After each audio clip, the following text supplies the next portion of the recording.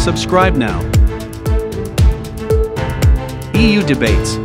Yes, and you shouldn't think that there have always been two camps for all these months and nothing's ever changed, because that's not the case. The experience of the pandemic, where each of us has looked after themselves to begin with and tried to find national solutions which were not successful, we then realised that we had to come together as 27 and that we're far stronger as 27 and that we could overcome huge problems as a union. In the pandemic, if I may say so, we are now the most successful region anywhere in the world, and we're the only region in the world who didn't just close its borders. Not only were we able to provide vaccines to our own population, we were able to send 2/3 of our production out into the world.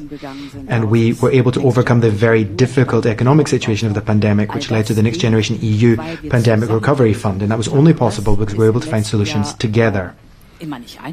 It's not always easy. It hasn't been easy over the last year, but it's always been the goal. Now we have the storage decision together.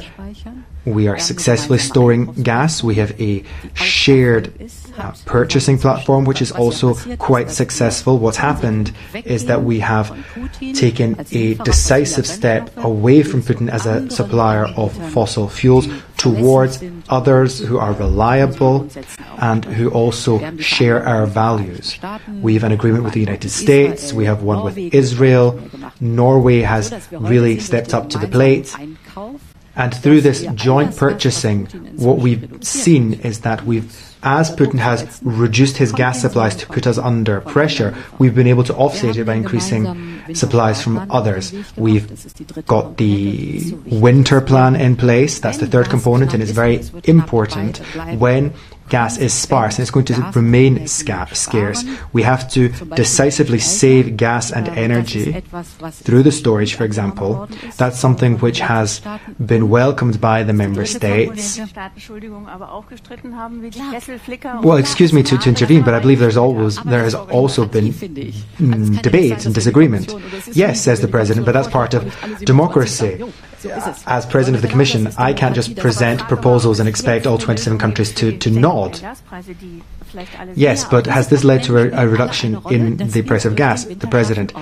Yes, but all of these parts, all these components play a role in getting us through the winter, despite the fact that Putin is highly likely to reduce the gas supply. We're basing ourselves on the worst case scenario, and we've made improvement across the board in all of these areas. And there's one more component which is essential I want to mention, and that is investment in renewable energies. Here again, we've made a major step forward with Repower EU. It's still got to be finalised and passed through Council and Parliament, but there's going to be 300 billion invested in renewable, because every kilowatt hour of renewable energy we generate ourselves makes us a little bit more independent from fossil fuels.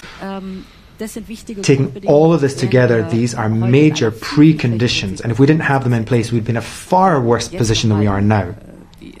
Turning now to your question, as a next step, we have to take intervention. We have to redesign the market, and we have to develop an instrument which we're working on over the next few days and weeks, whereby we set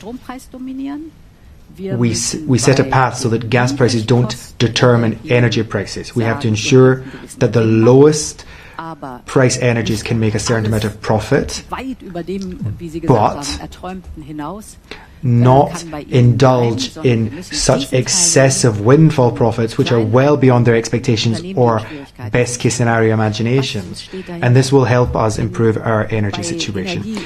The thinking behind this, in energy there's always three things you need. It has to be affordable, it has to guarantee supply, i.e. there has to be enough energy on the market, and it has to be sustainable.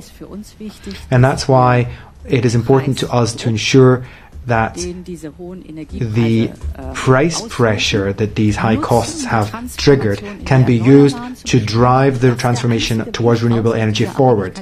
That's the only way out of the situation we find ourselves in under pressure about fossil fuels right now.